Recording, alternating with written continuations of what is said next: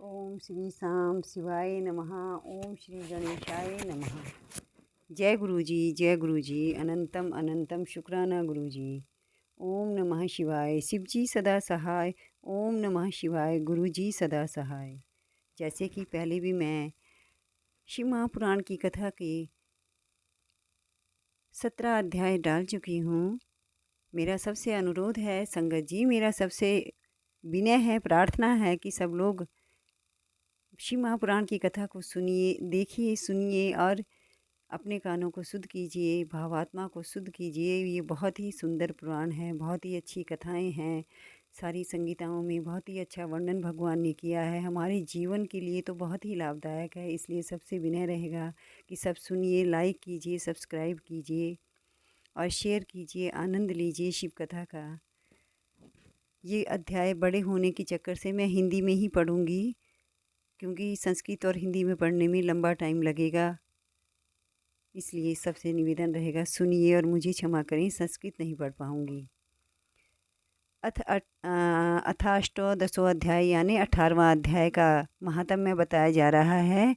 बंधन और मोक्ष का विवेचन, शिव पूजा का उपदेश, लिंग आदि में शिव पूजन का विधान, भस्म के स्वरूप का निरूपण और महत्व, शिव के भस्म धारण का रहस्य, शिव एवं गुरु शब्द की व्युत्पत्ति तथा विघ्न शांति के उपाय और शिव धर्म का निरूपण।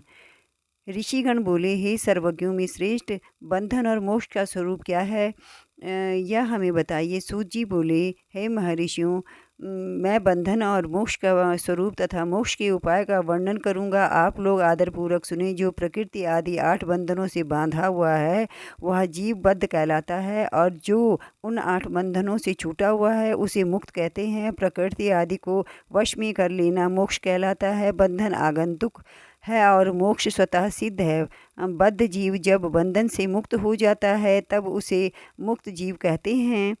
प्रकृति, बुद्ध, महतत्व, त्रिगुणात्मक अहंकार और 5 तन मात्राएं, इन्हें ज्ञानी पुरुष प्रकृत्याध्यष्टक मानते हैं। प्रकृति आदि 8 तत्वों के समूह से देह की उत्पत्ति हुई है। देह से कर्म उत्पन्न होता है और फिर कर्म से नूतन देह की उत्पत्ति होती है। इस प्रकार बार बार जन्म और कर्म होते रहते हैं। शरीर को स्थूल, सूक्ष्म और कारण के भेद से 3 प्रकार का जानना चाहिए। स्थूल शरीर जागृत अवस्था में व्यापार कराने वाला, सूक्ष्म शरीर जागृत और स्वप्न अवस्थाओं में इंद्रिय भोग प्रदान कराने वाला, और कारण शरीर सुषुप्तावस्था में नंद की अनुभूति कराने वाला कहा गया है। जीव को उसके प्रारब्ध कर्मानुसार सुख दुख प्राप्त होते हैं। वह अपने पुण्यों कर्मों के फलस्वरूप सुख और पाप कर्मों के फलस्वरूप दुख प्राप्त करता है। अतः कर्म पाश से बंधा हुआ जीव अपने त्रिविध शरीर से होने वाले शुभाशुभ कर्मों द्वारा सदा चक्र की भांति बार बार घुमाया जाता है। इस चक्रवत भ्रमण की निवृत्ति के लिए चक्रकर्ता का स्वतन एवं आराधन करना चाहिए। प्रकृति आदि जो 8 पाश बतलाए गए हैं उनका समुदाय ही महाचक्र है, और जो प्रकृति से परे हैं वे परमात्मा शिव हैं। भगवान महेश्वर की ही प्रकृति और महाचक्र की कर्ता हैं, क्योंकि वे प्रकृति से परे हैं। जैसे वकायन नामक वृक्ष का थाला जल को पीता और उगलता है, उसी प्रकार शिव प्रकृति आदि को अपने वश में करके उस पर शासन करते हैं। उन्होंने सबको वश में कर लिया है, इसीलिए वे शिव कहे गए हैं। शिव ही सर्वज्ञ, परिपूर्ण तथा निष्पृह हैं। सर्वज्ञता, तृप्ति, अनादि बोध, स्वतंत्रता, नित्य अलुप्त शक्ति आदि से संयुक्त होना और अपने भीतर अनंत शक्तियों को धारण करना, महेश्वर के इन 6 प्रकार के मानसिक ऐश्वर्यों को केवल वे जानता है। अतः भगवान शिव के अनुग्रह से ही प्रकृति आदि 8 तत्व वश में होते हैं। भगवान शिव का कृपा प्रसाद प्राप्त करने के लिए उन्हीं का पूजन करना चाहिए। शिव तो परिपूर्ण है, निष्प्रश हैं। उनकी पूजा कैसे हो सकती है? उसका उत्तर यह है कि भगवान शिव के उद्देश्य से उनकी प्रसन्नता के लिए किया हुआ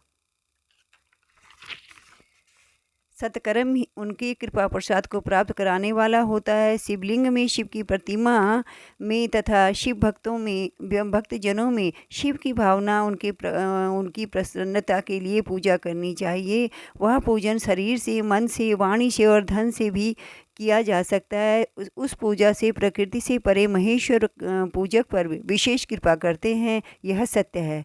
शिव की कृपा से कर्म आदि सभी बंधन अपने वश में हो जाते हैं। कर्म से लेकर प्रकृति पर्यंत सब कुछ जब वश में हो जाता है तब वह जीव मुक्त कहलाता है और स्वात्मा राम रूप से विराजमान होता है। परमेश्वर शिव की कृपा से जब कर्म जनित शरीर अपने वश में हो जाता है तब भगवान शिव के लोक में निवास प्राप्त होता है।